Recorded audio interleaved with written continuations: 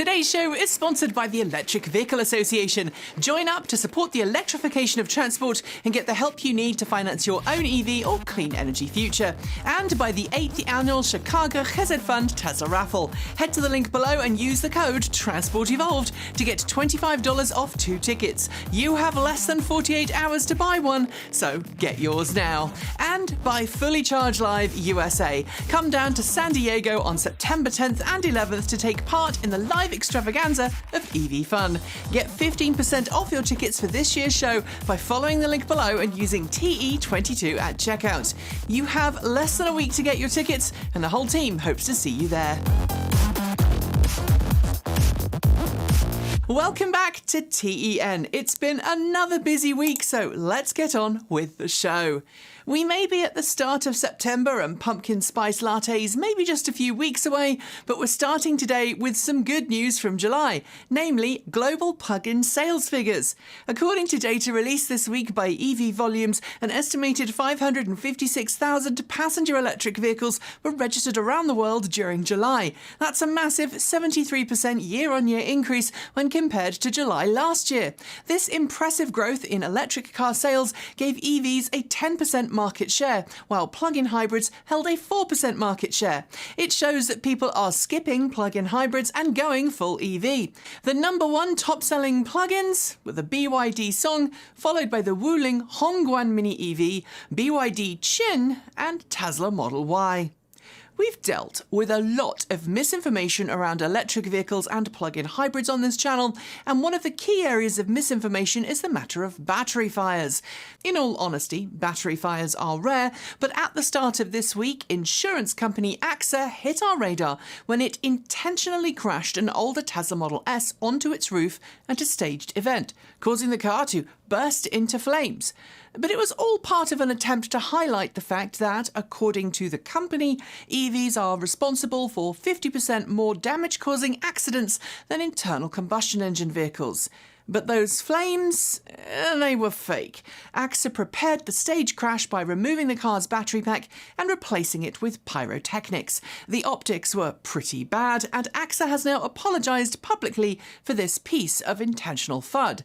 It does, however, still appear to be standing by its statistical claims. Mercedes-Benz has officially issued US pricing and specifications for the Mercedes-Benz EQS SUV, the latest addition to its EQ family of electric vehicles. With even the entry-level EQS 450 starting from $108,550 with destination charges included, not a single EQS SUV will qualify for any kind of US federal tax incentives. It includes a single-motor drivetrain that produces 260 kilowatts and has an official estimated range of 285 miles, that's 458 kilometres. The more expensive EQS SUV 580 produces just shy of 395 kilowatts and will cost you an eye-watering 127 grand. It will cross-shop though quite nicely against the Tesla Model X in the luxury SUV market. We've seen plenty of automakers rebrand themselves this year in an attempt to draw a line between their gas-guzzling past and their electric future, and this week it was Škoda's turn. Revealing a new concept SUV called the Vision 75, Škoda set out a roadmap to bring 3 new electric cars to market by 2026, including a small city car, a compact SUV, and a 7-seater. The latter, of course, will be inspired by the Vision 75. While it is only a concept, Škoda says the Vision 75 offers 200 kilowatt rapid charging, a range in excess of 600 kilometres, that's 372 miles per charge, and impressive performance. Škoda's new logo does away with the 3D plastic effect of its predecessor, but says the company will be used less than the new typographic logo, which uses a far more angular font than previously used.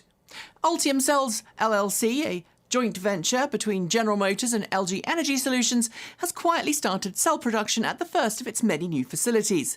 The factory, located in Lordstown, Ohio, did begin battery cell production some time ago, but Ultium LLC is being quite coy about when production actually started. We're only hearing about it now, in fact, because Ohio Governor Mike DeWine toured the facility this week, something that's garnered quite a lot of press attention. While it's expected cell production will ultimately ramp up beyond its current level and will eventually supply batteries for a whole range of GM family electric vehicles, Ultium representatives will only currently confirm that cells are being used to build Ultium packs for the Hummer EV. Since the Cadillac Lyriq also uses Ultium cells and is in production, we'd guess the Lyriq is getting some cells as well. As announced a few weeks ago, Dr. Herbert Diess officially stepped down as CEO of Volkswagen at the start of September, to be replaced by Oliver Blume. Diess was reportedly ousted as CEO of the Volkswagen Group by certain influential members of the board, specifically PH family members and representatives from the company's Works Council, and some of the reasons talked about in hushed tones revolved around Volkswagen's massive push towards EVs. But speaking for the first time in his new role this week, Blume said, quote, "I am a fan of e-mobility and I stand by this path," end quote. He also added that Volkswagen would keep the current pace and, where possible, increase it.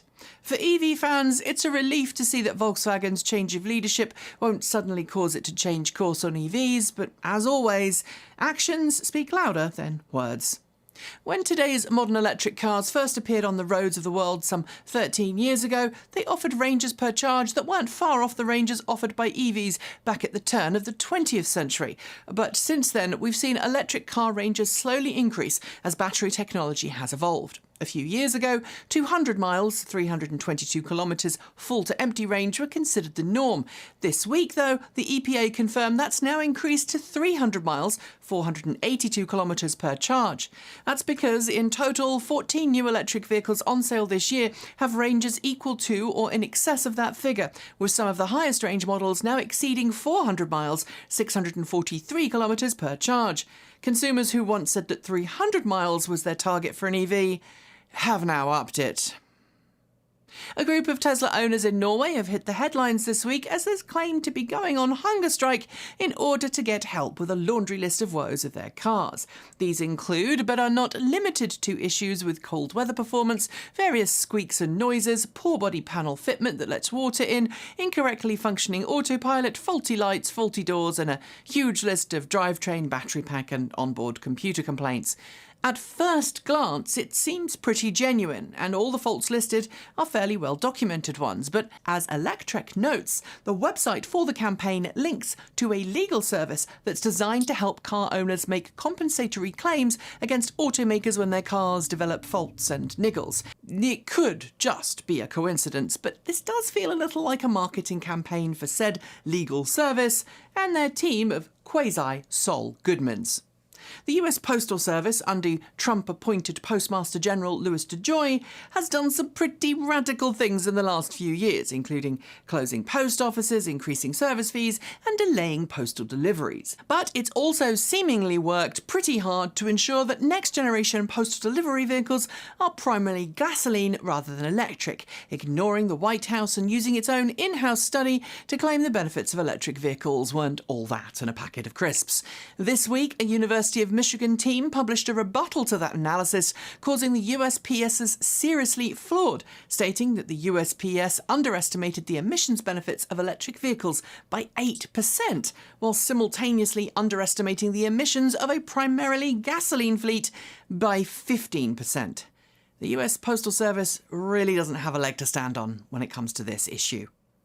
As the world transitions away from fossil fuel-powered vehicles and towards electric ones, we regularly hear about people concerned that the electrical grid can't take the increased demand. Usually, we note that electric vehicles primarily get charged overnight, and as many studies have shown, EVs should not put a big strain on the electrical grid. But this week, the California Independent System Operator, an independent power grid operator, has asked Californians to restrict their energy use between 4 p.m. and 9 p.m. over the Labor Day weekend, restricting AC use, turning off unneeded appliances, and refraining from charging their EVs. It might feel like EVs are to blame, but the reality is that the ongoing heatwave, combined with forest fires and years of neglect, means that the California grid struggles when everyone turns up their AC and fires up their hot tubs and swimming pools. Short shorts are on the way, but first, how would you like to win a Tesla of your choice or $50,000 in cash? Well, make sure you pay attention because I'm about to tell you about the 8th annual Tesla raffle from the Chicago Chesed Fund. The Chicago Chesed Fund is a non-profit organisation dedicated to helping families in crisis and has hundreds of programs and services in operation. And as we head into a recession, this Chicago-based charity is working hard to keep people safe, fed, employed and healthy. We have been promoting the raffle for many years on this channel and we are super excited to be taking part again. So to find out more about the programme or to buy tickets, head to ccfraffle.com where you can get 2 tickets for $175 by using the promo code TRANSPORTEVOLVED. The draw takes place on Labor Day, which is less than 2 days from when we're publishing this video. So if you haven't and you want to, you really need to act by September 5th if you want a chance to win. And now it's time for Short Shorts. Rivian has officially begun deliveries of its R1S electric SUV to customers in the US. While the R1S has been out and about in test and press fleets, and many Rivian employees have taken delivery of theirs, these are the first customer deliveries to happen. After several years of development and testing, UltraViolette AUtomotive from India is said to have its production-ready version of its first electric motorcycle, the F77, ready. According to reports, the first private test rides took place in India this week, and we can't wait to try one. A new electric boat from Canadian-based Vision Marine Technologies has set a new electric watercraft speed record of 109 miles per hour or 175 kilometres per hour. We should note that speedboats, though, aren't good for marine life. Lucid Motors has announced it's about to make a new mixed offering in an attempt to raise an additional $8 billion of operating capital. The capital raise comes at a time where Lucid is fighting rising part supply costs and ongoing logistical challenges. Chinese-based Li Auto and XPeng reported noticeable drop in their vehicle delivery figures for August due to COVID-19 lockdowns, causing their respective share prices to drop significantly. NIO, meanwhile, experienced growth in August, which pushed its stock price up. Alabama, a state not known for its love of electric vehicles, has announced a pretty impressive campaign to install electric vehicle charging stations every 50 miles or 80 kilometres along major roads in the state. This is unexpected, but very welcome. UK-based smart charging specialist Ohm says its smart charging hardware, or indeed any smart charging hardware, could help UK EV owners save a lot of money. It says its smart charge hardware could cut the cost of charging during low demand periods by 6 times. Tesla's a virtual power plant in California, which uses the grid-connected storage of the Powerwall customers there to help even out peaks and troughs in grid demand, has now reached a total power capacity of 50 megawatts, dramatically ramping its capabilities up. Maserati's first all-electric car, the Gran Turismo Folgore, has broken cover online thanks to a special YouTube video featuring comedian Sebastian Maniscalco. During the video, we learn some of the car's capabilities, including its claimed 10-minute, 100-mile recharge. BMW has officially begun production in-house of its fuel cells it will need for its upcoming BMW iX5 Hydrogen. Like many mainstream automakers, BMW currently believes that electric drivetrains will suit the needs for many people, but for everyone else, it's hydrogen fuel cell. Tesla has filed new permits with the city of Fremont in California as part of its plans to add a new dedicated battery production line to the second floor of its Fremont production facility. The planned construction represents a $1.5 million investment. Polestar has just released its most recent revenue report detailing it's raked in more than $1 billion worth of revenue during the first half of the year. It's nearly 100% growth compared to the first half of last year, so good job. As it heads ever closer to series production, Aptera has officially reopened its investment portal in an attempt to increase its operating capital. Right now, it's accepting private investment starting at $1,000 per person and $10.40 per share. A recent article by Fortune magazine casts doubt on the future of EV startup Kernow. While the company's current CEO, Tony Aquila, likes to compare himself to Elon Musk, the magazine paints a picture that suggests the company's future is hanging by a thread. As Tesla customers continue to complain to Tesla about phantom braking issues with its range of EVs, Reuters reported this week that a Tesla owner in California has initiated a class action lawsuit against Tesla on behalf of any owner who suffers unintended braking. X-Shore has officially priced its latest all-electric boat. Called the X-Shore 1, the new electric boat is supposedly designed to reduce prices of making and buying electric boats. But given its price tag, $139,000, it's still a bit expensive for most people. Tesla is ramping up the hiring program for its Tesla Semi service, with new jobs posting that it hints means that it's readying its service fleet for the Tesla Semi ahead of what is anticipated to be the first deliveries later this year. Positions are being advertised in Nevada and California. The Polestar 6 concept car may have only just debuted, but Polestar confirmed this week that the LA concept edition of the same has already sold out completely. Only 500 examples of that variant will be produced, and the price is similarly exclusive. Last week, we told you that a Toyota executive had gone on the record claiming that there wasn't demand in the US for EVs. This week, the company is seemingly performing a 180, announcing a $2.5 billion plant expansion, which includes a new battery factory. Volocopter shared its latest video this week as it edges ever closer to commercial deployment. This time, he retreated to a video of the test flight of the eVTOL craft taking off under remote control and then landing again. The company hopes to get airworthiness certification soon. Following the re-election of President Macron in France, his government is moving ahead on a plan to make it possible for citizens to lease certain EVs for just €100 a month. It's less than the French government says most citizens pay for gasoline.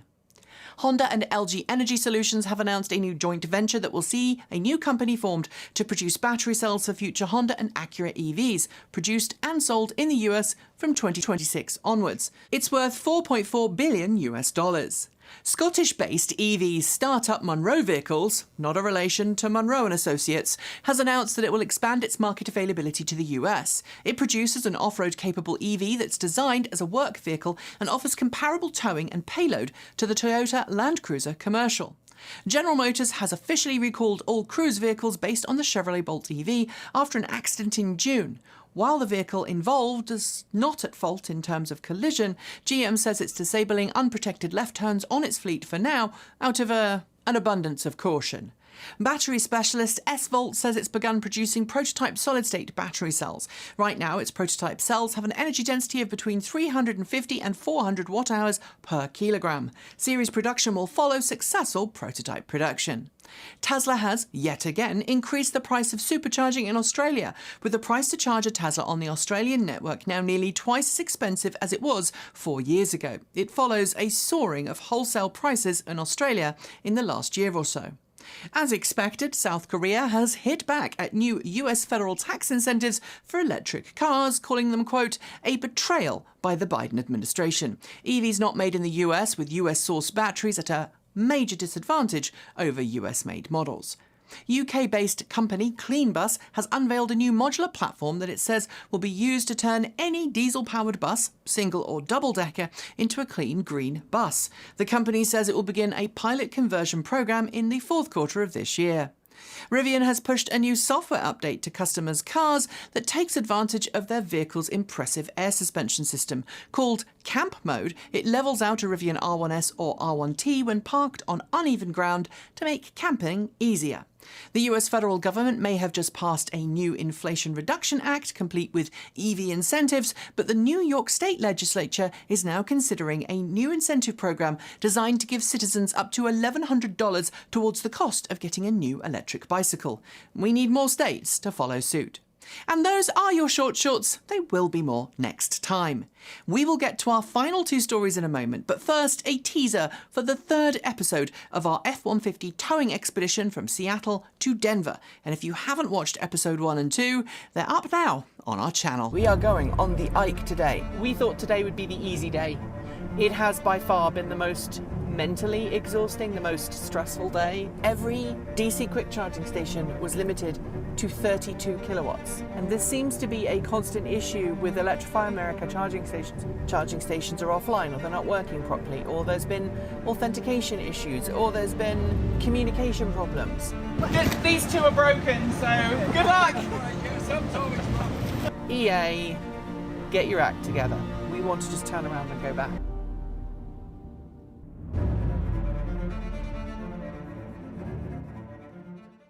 While the majority of news items we cover on this channel relate to electric cars, we're all fans of electric bicycles in all of their forms and believe they can help decarbonise our transportation just as much, if not more, than electric cars.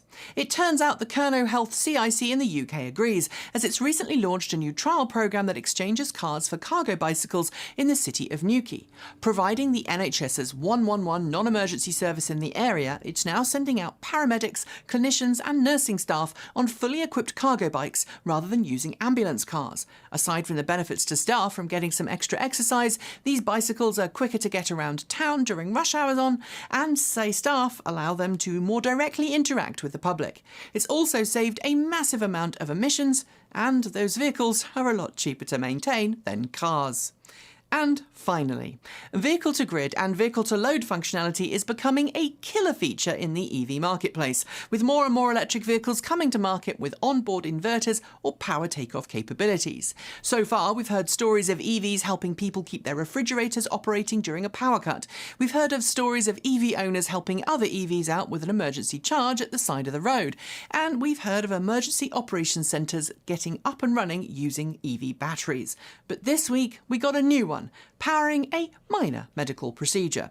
As The Drive reported this week, Dr. Christopher Yang, a urologist in Austin, Texas, recently found his brand new Rivian R1T pushed into service when the power went off at his clinic and the patient was unable to reschedule. The result? The world's first EV-powered vasectomy. Just don't tell Elon, because he wants us to have more babies. And on that note, we are done for the day. Before I go though, a huge thank you to the Electric Vehicle Association for sponsoring today's show. They've been advocating for electric vehicles since 1967 and firmly believe that our future depends on us making the switch to clean, green electric cars today. The EVA can help you find someone near to you that can help you make the switch to electric. It can help you become an EV educator, and it can point you in the direction of monthly meetups for like-minded EV fans. And if you become a member, you'll gain access to a new clean energy and EV loan program set up between the EVA and the Colorado Clean Energy Credit Union. You can find out more by heading to electricauto.org. And of course, thanks again to the 8th Annual Chicago Chesed Fund Tesla Raffle for sponsoring today's show. Head to the link below and use the code TRANSPORTEVOLVED to get $25 off 2 tickets. Don't forget to hit subscribe and the bell for this channel and our second channel, Transport Evolved Take 2. And if you are not already a channel member or a Patreon supporter, please consider becoming one. Or you can send us a tip through Ko-fi or check out our cool swag store. And if you liked what you saw today, why not consider adding a super thanks to your comment? It is super easy to do, and it all helps our channel grow. We'll be back soon with another news roundup, but we will be at Fully Charged Live next week, so if you're there, we look forward to seeing you. As always, we'll be making plenty of content available for you to enjoy during the week. And if you like things off the beaten track, why not hop over to Transport Evolved Take 2, where we will have our Sunday musing tomorrow, which is about saving water and detailing our chicken and garden update, which is surprisingly very popular. Whatever you enjoy next, I hope your weekend is a great one, and as always, keep evolving.